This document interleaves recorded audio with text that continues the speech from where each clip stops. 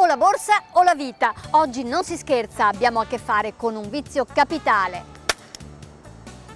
Per carità, niente di tragico, capita a tutti di uscire senza portafoglio, però sono convinta che il nostro Caia, per non spendere neanche un centesimo, esca di proposito senza soldi. Così dobbiamo offrire noi.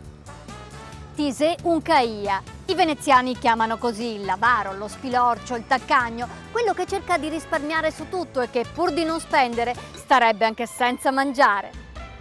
Sono dei maledetti pidocchi i nostri Caia, però che gran personaggi!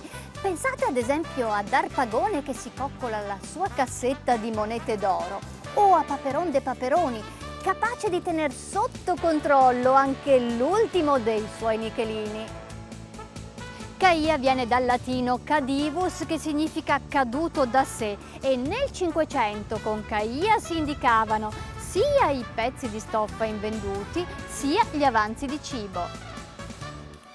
E ancora abbiamo Calia, che non è soltanto un cognome piuttosto diffuso, ma che in italiano indica anche quelle minutissime particelle d'oro e d'argento che si staccano dal metallo durante la lavorazione e che periodicamente gli orefici raccolgono.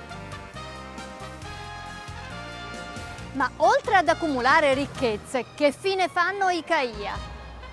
Dante li mette sì all'inferno, ma senza eccessivo sadismo li condanna a far rotolare dei massi in compagnia di quelli che peccano nel vizio opposto, gli sciallacquatori.